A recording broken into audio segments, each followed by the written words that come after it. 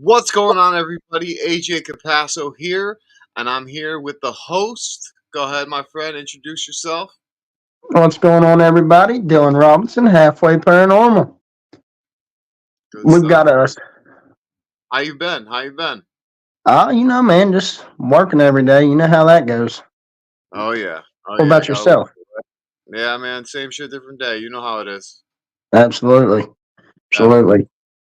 But so we have an amazing guest today, man. We have an awesome guest. He's a Canadian actor.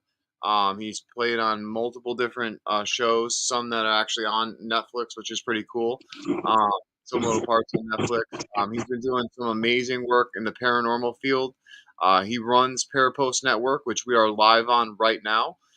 He also is the founder of Global Ghost Hunt, which is an event coming up in April. So if you have a paranormal team or are a researcher, make sure to head over to www.globalghosthunt.com and sign up now. But let's move forward. Brian John Laverty. Gentlemen, how's it What's going? up, What's brother? up, buddy? Nothing Hold on. much. How you doing?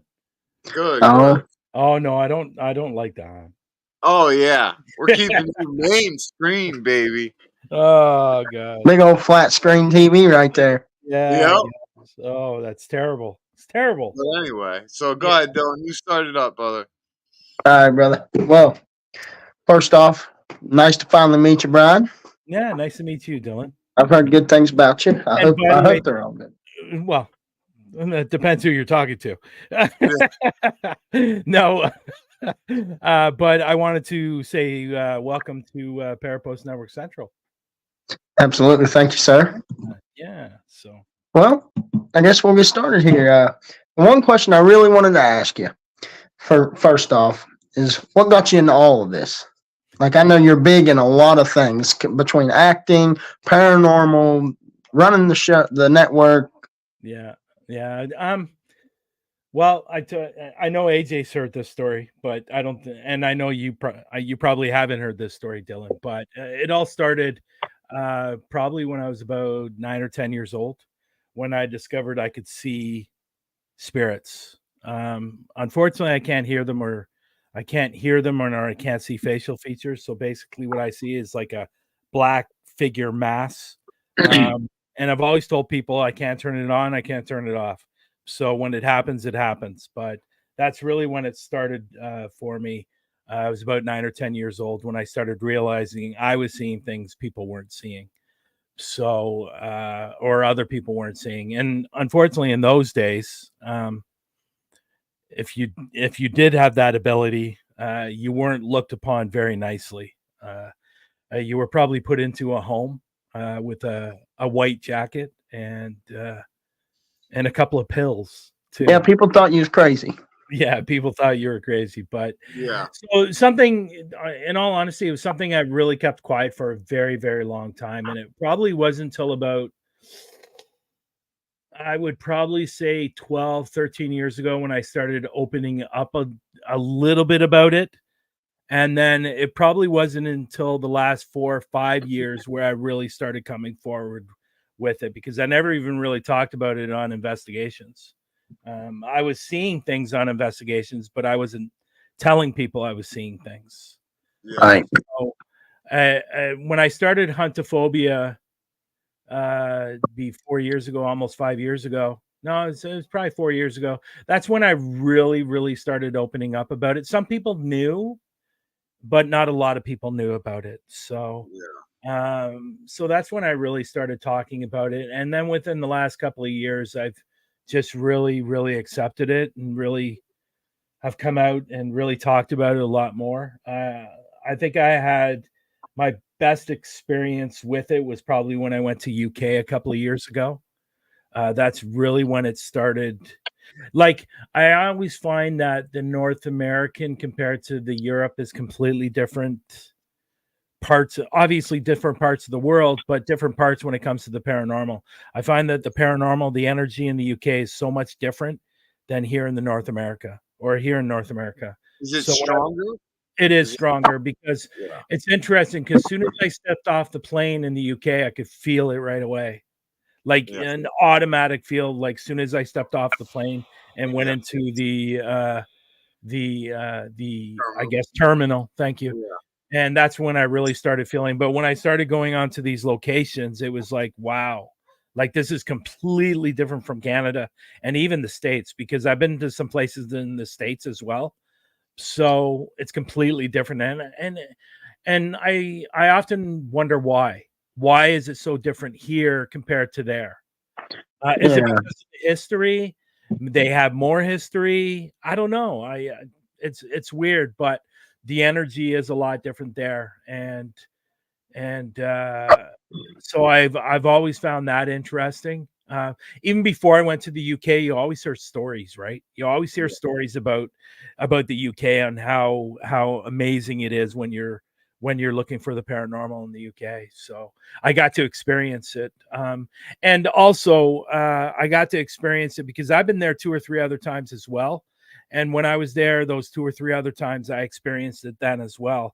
But I think because I was going there for a different reason this time, like I was actually going there for paranormal, I was focused on it more compared to when I was like there, like I think it was 20 years ago. I was there Yeah. for a Just wedding. visiting. Yeah. Yeah, I was there for a wedding, and so I wasn't really focused on it. But 2 years ago when I was there, I was focused on it because I knew why I was going. And as soon as I got there, it was like bam, it hit me like a truck. So Wow. yeah. So basically, in a nutshell, it really started 10 years ago in the paranormal because I went out with local teams. So that's really when it started for me. But I've been around it since I was like 9 or 10 years old. That's definitely crazy. I mean, I've never heard what you was saying, how it's different in that part of the country than what it is in the States. See, I've never heard that, but now that you mention it, I wonder why that is. Like you said, I wonder why it's stronger in that area instead of it being here. Well, if you Yeah. think about it, the history, or if you think about it, the history behind the place, behind England and everything, it stems from everything. I mean, even coming to America stems from that. So you figure all that fighting they did over there with all the wars back in the days and the kings and queens, all that energy is probably just stagnant right there. Yeah, but you Yeah. got to think about it here too. Like it's interesting, and I don't think I've ever really talked about this, but when I came back from England and I stepped off the plane, it was like I was back to normal. Yeah. Really? Yeah, it was like normal. But when I went to the UK, it was like completely different. But Yeah. Sure. I've always found it a little bit interesting on why. I get the history and stuff like that, but let's be honest, American history is Oh, pretty yeah. good too, Oh, Absolutely. So the Canadian history is not as long. I think it's what 155 years oh, really? compared to the Yeah. States is what I think States is what 225, 230 somewhere in there. Yeah, it's 1776 technically, so it's like I mean, that's for the independence when we became America. So if you want to count it from then, but yeah, about that. Yeah, see. But Canada, like we've had a war here in Canada, the War of 1812, and but nothing compared to the States and nothing compared to Europe and stuff like that. So Yeah, yeah. because you guys are always saying sorry. You know what I mean? Well, I think I had to. well, no, and it's funny you say that because I was in the army. I was in the Really? military. Yeah. Thanks for your service. And what I found really interesting, we're not fighters. We're always considered peacekeepers. Mm, And that's what we're known for, peacekeeping. yeah, So, yes, we have done the war and stuff like that, but not to the extreme of World War One and World War Two. And yeah, World War One and World War Two, we had people there, but I don't think it's as prominent as the yeah, States and the Europe and all that stuff. So, yeah. um, but the War of 1812 was pretty big here. Um, so it was the Britons and the Americans, obviously, of the War Wow. of 1812. So, Yeah. and then obviously Canadians, but we didn't do well there. in the War of 1812. Hey, We didn't do well. couldn't So be any worse than Australia. They went up against Emu twice and lost. Okay, yeah. so imagine having that as your history. So Oh, absolutely. you Yeah, know, we're too busy. We're too worried about peacekeeping and keeping the peace and actually yeah, going to war. And I find that that's where Americans and Canadians differ when it comes to wars. That you guys want to get in there and start fighting. We want to go over there and start waving white flags.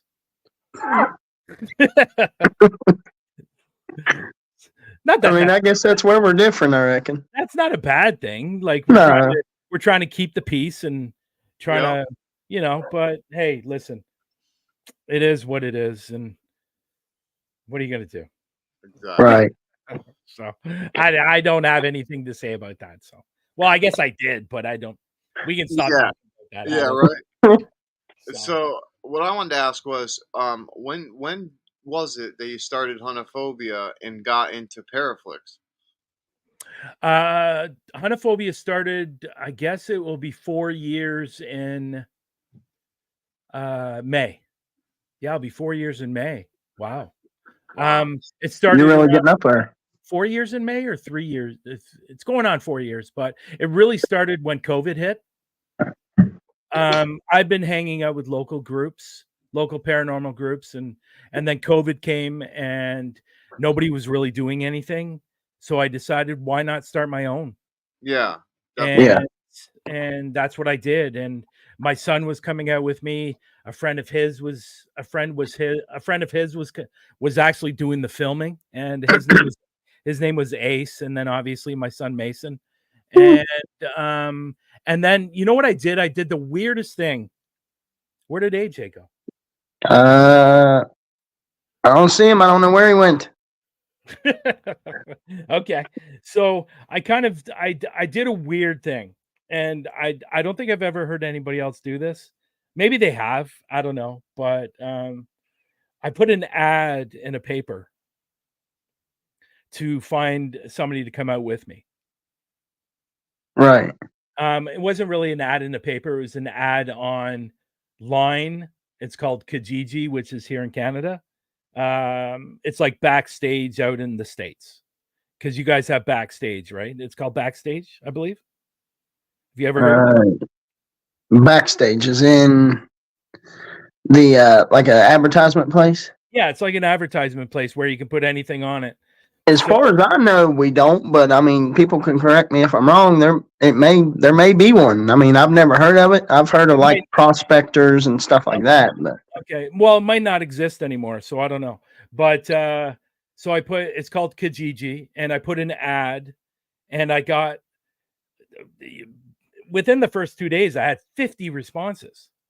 wow. So I thought that was really, really cool. And finally I came to this one person that that answered the ad, and he seemed really interesting, and he had some good stories, and I don't know what it was, but I just felt a connection with him. Yeah, you got that feeling. I got that feeling. And so I called him, and or we emailed each other first, and then we got on the phone, and then he started coming out with me.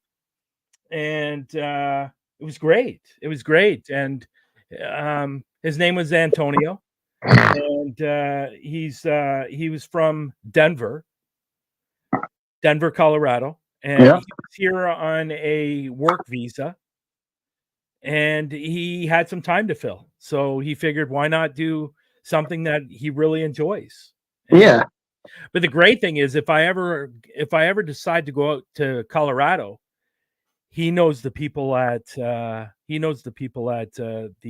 Stanley Hotel, so he can get us in there. Oh, that definitely Yeah, be wicked. yeah. So if I ever decide to go out that way, that he said he'll set it up and stuff like that. But yeah, so we started doing that, and unfortunately, he ended up having to move back. So then I started going out with a few more other people that I met through the paranormal field, and that's really how Honophobia started. It was just I just said, let's begin, and I want to start my own group, and which is what I did. Now, there's nothing glorious with where I got the name from. Like, there's no glorious story to it or anything like that. And I sat down one night because I was trying to figure, okay, am I going to use my own name for the group for when I put up videos? And I go, no, I'm not going to do that because I know some people do that.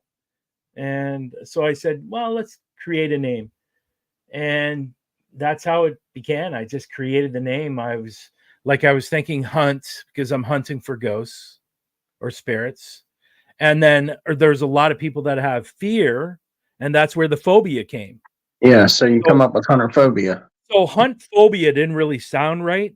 So that's when I put the A in the middle of it. And that's how I came up with huntophobia. There's really nothing glamorous to it. It's just I sat down one night and tried to figure out names. No, but that's still a good name, though. I mean, the fact that you sit there and you thought about it, huntophobia is actually, it's got a catch to it. Yeah. And it was really cool. But how Paraflix began, I forget who told me. Somebody told me about this possible new streaming service coming out for paranormal, and somebody had reached out to him about it. The owner, Natalie, reached out to a friend of mine because he's from the States. He's from Ohio, and he was putting videos together, and I guess she really liked his stuff. So she reached out to him and said, listen, I'm starting this new platform. And he told me about it. He said, reach out to her. I said, sure. So I reached out to her, and she went over to my YouTube and watched some of my videos and said, yeah, I want you on the platform. And how can we get you on the platform? I said, sure, let's try it. And I did. There's 2.5 seasons up there right now. I got to finish the 3rd season, and then I'll have 2 more seasons that are going up. And that will be strictly UK stuff. That will be all the stuff I did in the UK. But I got 3 more episodes coming out. Bobby Mackey's and the Octagon Hall. Oh, really? Bobby Mackey's? See, yeah. I was wanting to go there, and I actually heard just recently, me and a buddy was talking about it the other day, that they're shutting it down. Yeah, you know what? There's so many conflicting reports about that. That apparently they were tearing it down and they were moving on the other side of town, or they were just remodeling it. From what I last heard, they're just remodeling it. They're not actually tearing it down. But they are going to move somewhere else temporarily, but then they're going to come back when the remodel's done, from what I understand. Right. See, I heard both of those. I heard they was remodeling, and I heard also they was tearing it down. Yeah. Well, Raymond's probably not going to like it when I say this, but I got my opinions about Bobby Mackey's, and unfortunately they're not good opinions. Yeah, the only thing that was really scary in that place was the code violations with all the wires. So, but you know what? I will say this about Bobby Mackey's: the history of that place. You cannot deny the history on that place with the singers that have gone through and the paranormal investigators that have gone through there. They have some incredible history, and I last heard, I think this was a few months ago, Raymond was talking about this. They actually closed Carl's room, so you no longer can go to Carl's apartment, which obviously is one of the biggest features of going there is Carl's apartment. But I'm telling you, dude, like, guys, like, when I walked into there, and the first thing I said, and I was with Patty, the first thing I said was, "This is it." Oh wow! Like, it was like, really, this is it, and it was like, but again, like, the history of the place was incredible. When we were downstairs in the basement, which, by the way, is separate from the bar, it's not actually attached to the bar. So you can't get in it from the bar. You have to go outside and go around. Yeah. Oh, I didn't know that. Yeah. And so there was one cool thing, the bucking horse, the that you sit on, that because they actually have one in the bar, but there's one downstairs that's old, that's not being used anymore. And apparently, a lot of famous people have sat on that bucking horse, and apparently John Travolta's sat on that bucking horse, and Wow. Patty Adams was very happy about that. And so, but other than that, it's yeah. I always say this, and I'm not one to shy away from saying this, but if I were to give that place a scale on a scale of 1 to 10, it's probably about a 3. Oh, really? Hey, listen, it's definitely got something there for Yeah. sure, but there's no gate to hell there. There's Yeah. no gate to hell there. Like we Right. actually captured an EVP when we were doing the EVP session downstairs, and Patty, I think it was Patty, who actually said, "Is there a gate to hell here?" And we captured an EVP saying no. Yeah. And that wasn't the first time I heard that somebody else has been there and they captured no as well. So now obviously you take that with a grain of salt, because we all know spirits can lie. Yep. And but honestly, I was standing in the hole Yeah. of that place, and I felt absolutely nothing. Absolutely nothing. Now Adam, one of the guys that he wasn't there on this investigation, but a friend of ours, he actually went to Bobby Mackey's. He actually captured an apparition on his camera, and you can actually see the apparition. It was looking around a corner. Oh, that's cool. And it looked like That's pretty cool. it looked like it was a little girl. Wow. Or yeah, it looked like it was a little girl. So there's something definitely there. Demonic? Absolutely not. I think it's just a Absolutely portal. not. I think Yeah. it's just a portal where spirits are coming in and out of. I Because don't if even because if yeah. you're touching a little girl, dude, in one apparition, and then you're talking about these two guys that cut off the head of Johanna, like it's two separate entities. You know what I'm saying? So there's got to be a portal where something's Yeah. coming in and out of. I don't know. I would it's possible. It's possible. It Yeah. really is. But demonic? Absolutely not. There's absolutely nothing demonic there. And Right. and gate to hell. Maybe there is a portal, but gate to hell, I would say absolutely not. Absolutely not. But again, this is my opinion. I went in there for one night. Somebody could go in there the next week and it could be a completely different story.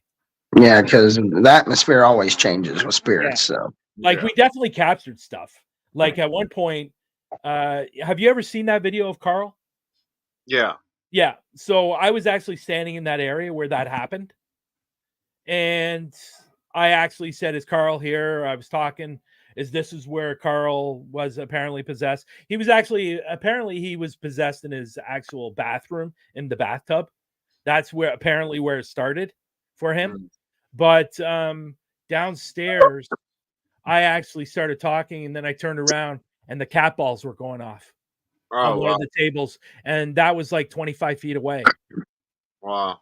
And I filmed it. I captured it, but That's awesome. I don't know. It's but Octagon Hall. If you ever get the opportunity to go to Octagon Hall, go. Don't even think about it. Just go. now, not to sound stupid or nothing, but I've never even heard of Octagon Hall. Octagon Hall is forget the town it's in, but it's Tennessee, Kentucky. See, I lived in Tennessee for 2 years, and around Kentucky. But what's the story on it? The story on Kentucky, the story on Octagon Hall. I was going to say Kentucky Hall, but the story on Octagon Hall, it housed a lot of people from the war.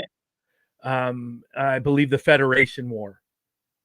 It housed a lot of people, people with injuries, people that were dying, just people from the war. It also was a boarding house at one point for these I guess veterans or people that were fighting the war, whatever. I don't think it was the Federation War. I think it was the Federation War. Yeah, I'm pretty sure it was the Federation War. Apparently they boarded people just off the street from there as well. Apparently there was a I hate to say this, but apparently he's the bad one. It's in the place. He was a pedophile, Oh, okay. and so his spirit's only allowed to stay on the second floor.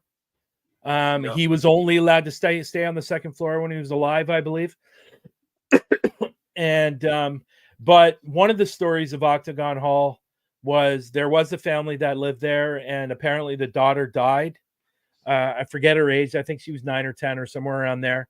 She died from a spark off the fire that hit her dress, and Oh my she, God. yeah, she basically burnt to death. Apparently, she was still alive for a few days until she died, but Wow. apparently, she haunts the basement. You I can mean, I hear her would. downstairs. Yeah, so there's a lot of stories to that place, but you got to look it up. I forget what town it's in.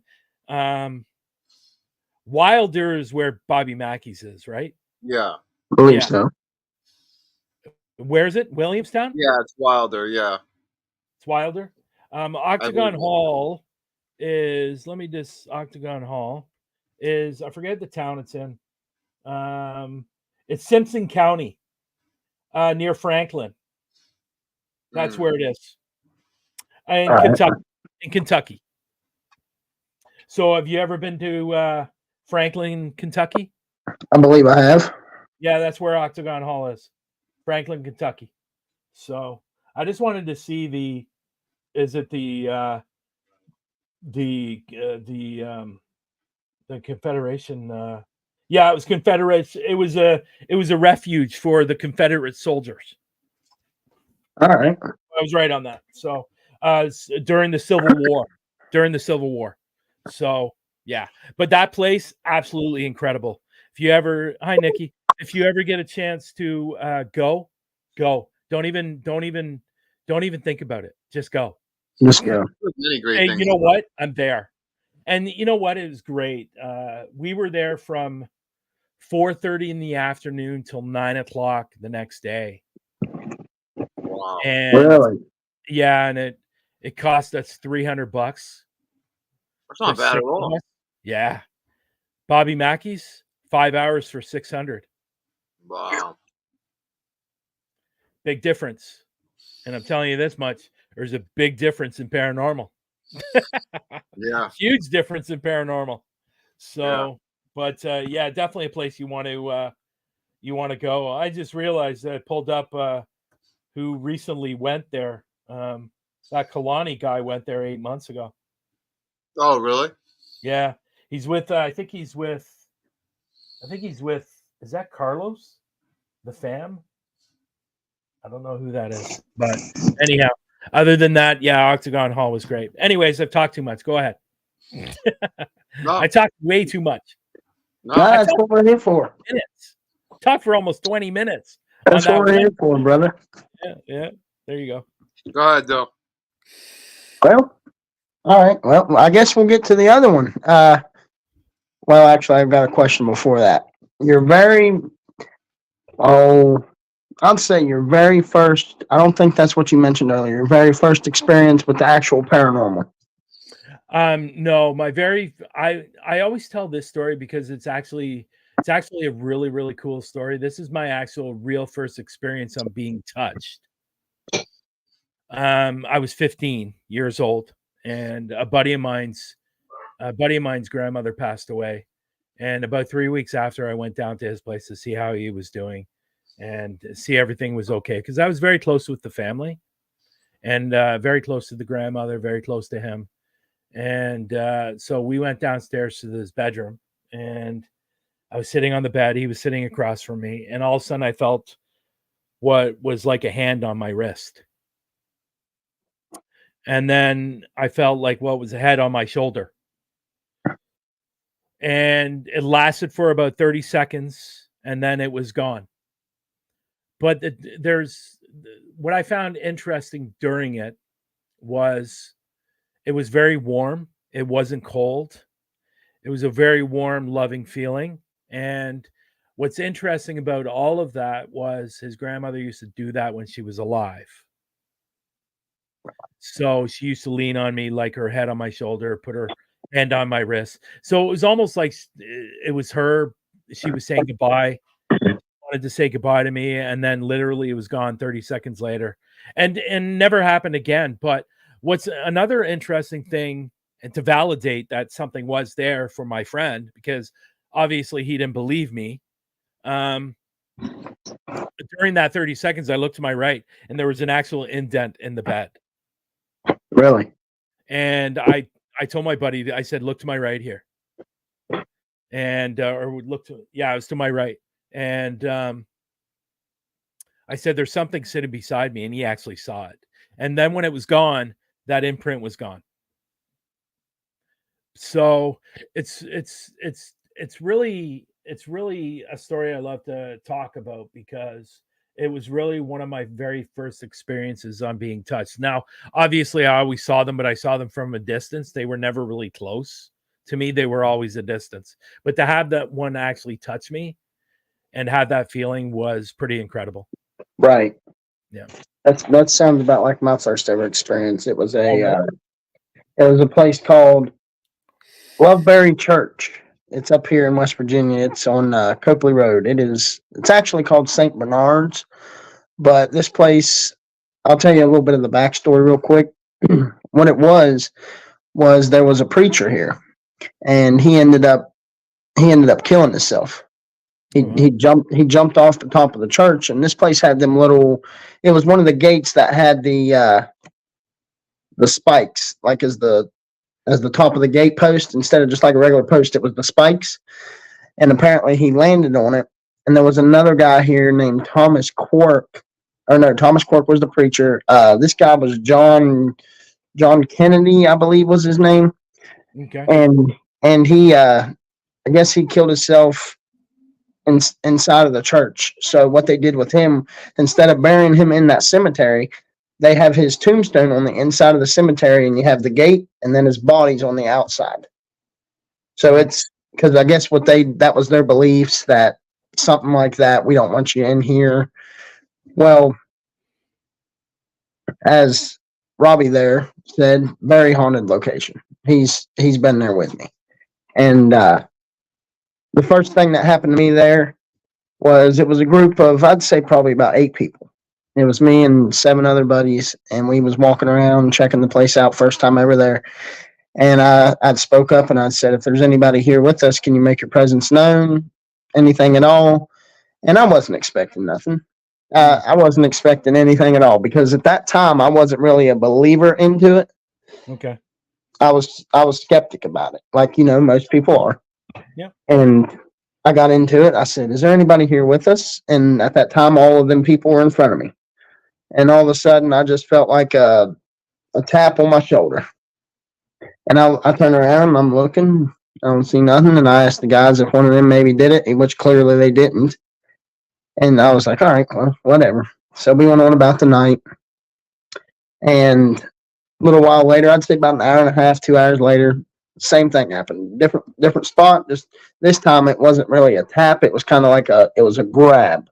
Okay. On the shoulder. So that kind of freaked me out to begin with, because where I was skeptic about everything, and just having something like that happen, it was cool. And another fact about that place is they have one of them angel statues in the middle of the cemetery. It's got 3 different angels. With what people say is at 3 o'clock in the morning, the angel, I can't remember which side it was, I believe it is on the right, if you're looking at the statue, cries tears of blood at 3 a.m. Now, I haven't been there at 3 o'clock in the morning, but I've had a lot of people tell me. I've seen pictures, and you never know what it could be. It could be like a light or something, anything like that. But it also could be what they say it was. But that was my very, very first experience I've had there at that location. That was what got me into the paranormal majorly. I'd love to take my mother's husband on an investigation with me, because he says there's an explanation for everything. It has nothing to do with paranormal. It doesn't exist. Right. And I'd love to take him on an investigation with me, especially to the church that I go to. It would definitely change his mind, because some of the stuff that I captured in that church is absolutely amazing. and like some incredible stuff off the SB7. Like we even captured. I took my son's friend with me because he wanted to go to this church.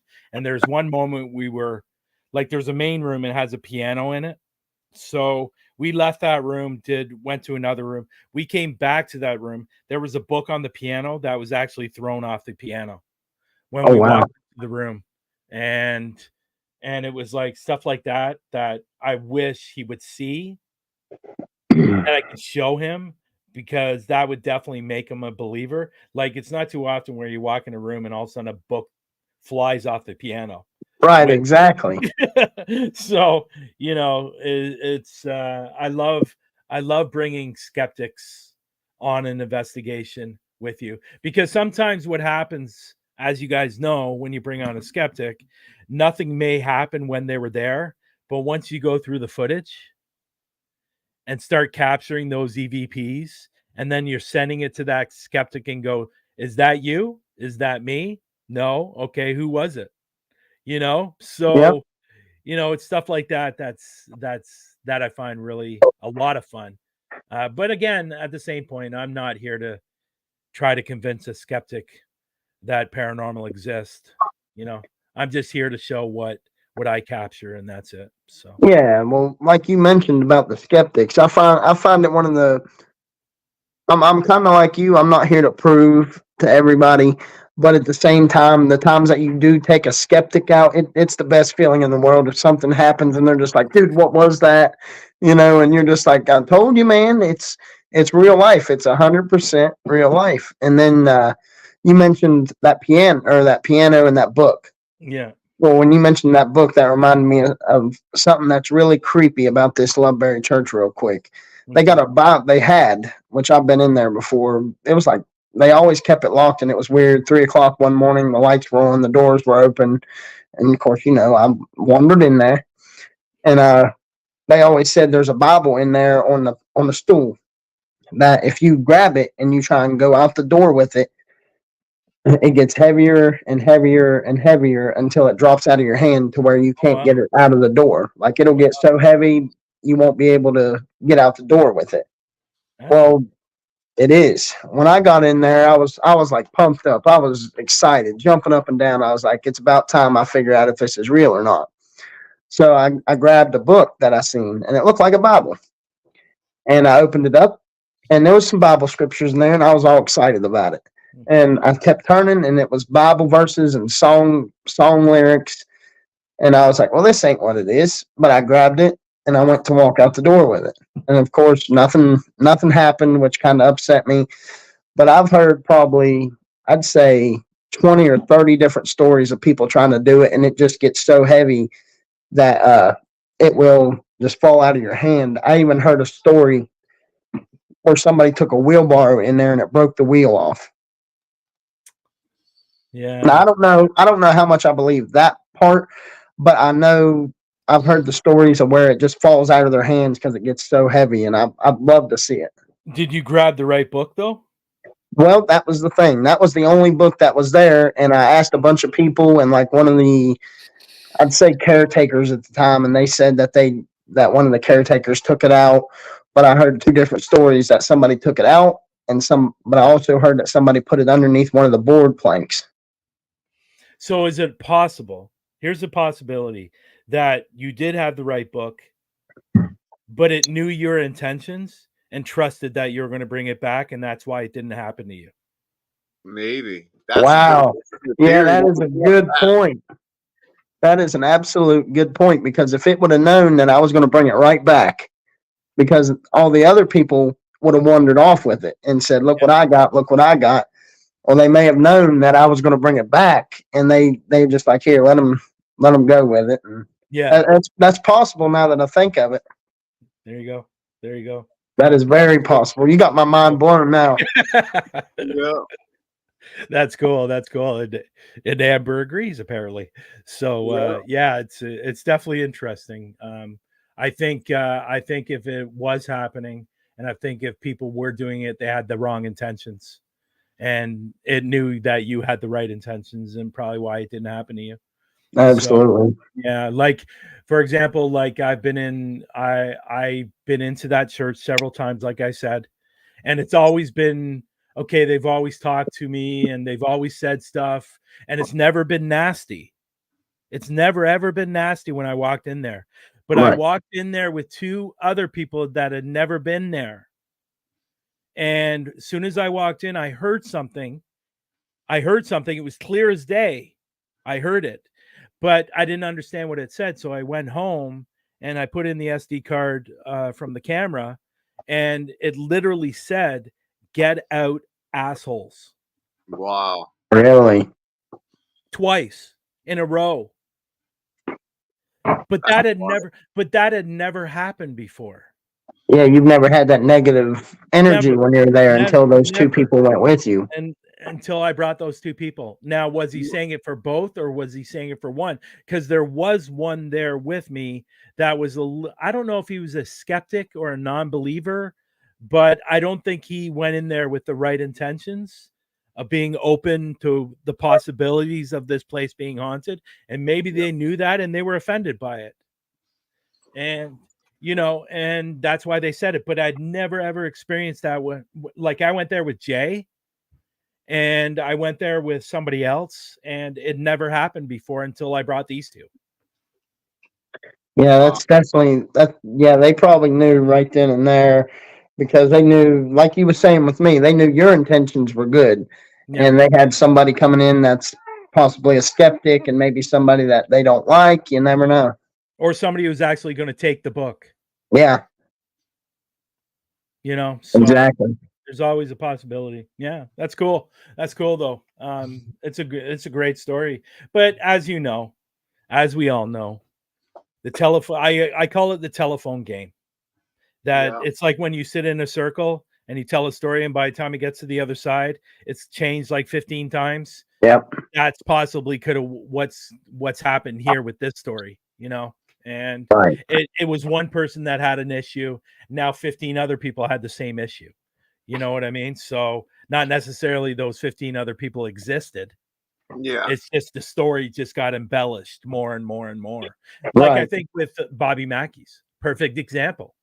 Bobby Mackey's, I really think, has been really been embellished, to be honest. And with all the investigators going in there, and this is the problem with the investigators that are faking their evidence.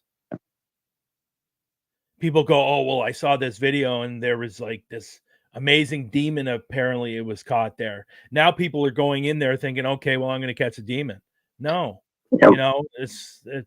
it's unfortunate, and that is the sad side of our industry. The fakers, and they don't make it easy for us. That's for They sure. they absolutely don't, because that is one of the worst things there is, because like you said, you got that portion where they say, like, they could be in this location that nobody's ever heard of in their life, and they say, I seen a big black masked demon right here.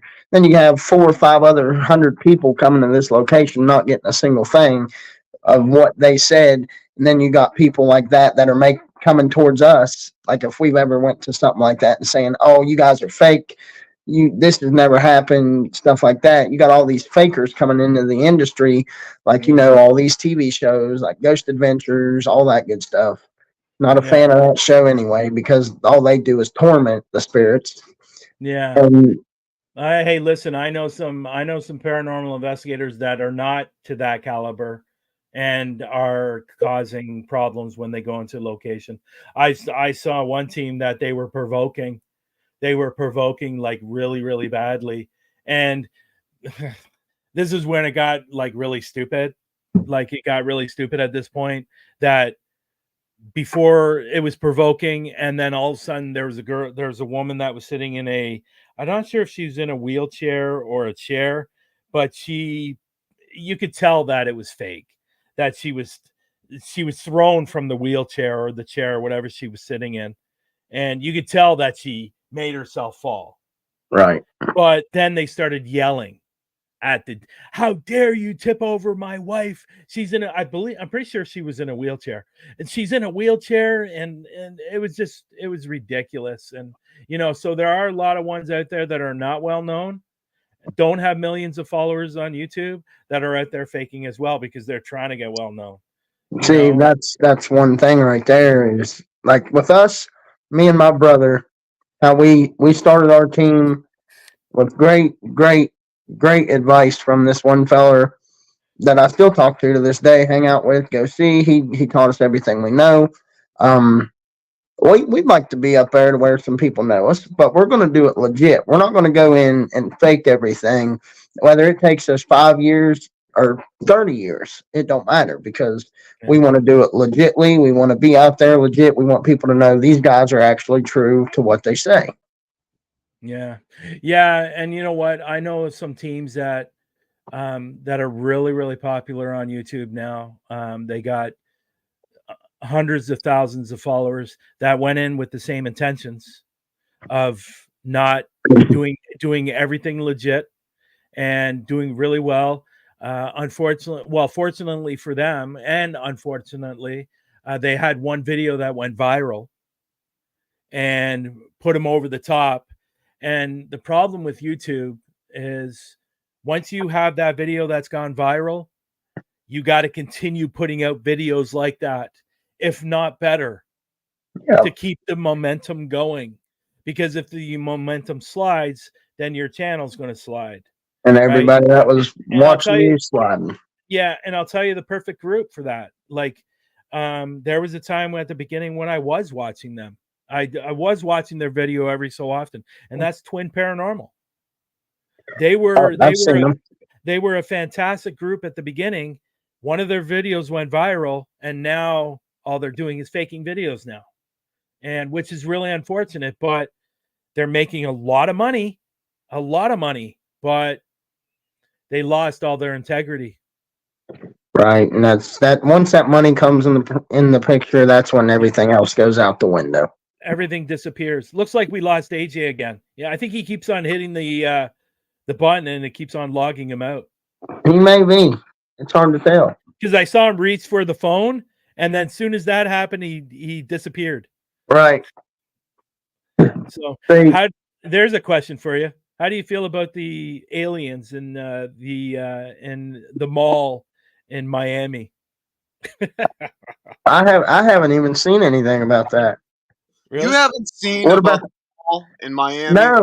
The last thing I seen was something about that might have been what I seen. I seen something about in a mall. Or are you thinking about? You might be thinking about the one in Las Vegas that happened a few years ago, where the guy saw the alien in Las Vegas and it was in his backyard. No, it wasn't that one. It might have been this one. Yeah, it's all over YouTube. You know what? I'll be honest. I don't know. Who knows? Who really knows about the alien in Miami? It might have happened. I don't believe that it's aliens. I believe that it's interdimensional beings. Because think about this. When we have a spirit box session, who do we know if we're really not talking to interdimensional beings and not spirits? Who's to say? Think about it. Well, here's an interesting. You had that. I forget who that guy's name was that you had on your show with Talking with the Source, AJ, and he captured an apparition walking by. He also captured an apparition far away. Yeah, Tony Ferguson, right? Yep. Yeah. So you know the one that he showed with the apparition that was walking by, like at the bottom of the screen. I swear to God, that looked like an alien. Mm-hmm. So my theory was, is it possible that aliens can be invisible? I 100% believe it. Yep. I would believe that. Yeah, because that camera looked like it captured an alien walking by. Because it didn't look like a person. No. Well, I'll tell you my theory on it. I want to believe, like I definitely 100% believe in the paranormal, but I want to believe in Bigfoot, aliens, cryptics. I want to, but until I would see something myself, I don't think I'll be able to. I want to 100% believe in it, but until I see something, I've heard things in the woods before, but I mean, you can explain stuff like that. But if I would ever, wild squirrel. Yeah, just making weird noises or something. You never know. Yeah, like there was something that I saw today. I was looking through my timeline today, and somebody captured a Bigfoot, and they're actually really, really good pictures. Really? There's one from a distance, but then there's one a little bit closer. I saw it on my timeline today, Yeah, and it look legit. looked legit. It I know what really you're looked talking about. legit. I Yeah, know what did you? you're talking about. There was Yeah. 3 of them. There was Yeah. I 3 of them. haven't seen it. Yeah. And one was really, really far away, and that just looked like a top of a bush or something like that. But the one that was really, really super close, that was on the other side of the river. That I don't know. It looked, but again, this is the thing. It always puzzles me when people catch them. Why are the pictures always so pixelated? Exactly. Exactly, dude. Like, I don't get it. Like, our phone cameras are probably the best cameras in the world when it comes Same.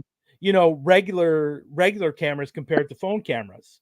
Some Yep. of them are even better than regular cameras. Exactly. It's still pixelated picture. Just like with UFOs. When you see Yeah. pictures of those, they're so pixelated. It's like, dude, what is that? Is it a speck on your screen or a ladybug? Yeah, it's crazy. But no, the Miami stuff, I don't know. I'd really have to.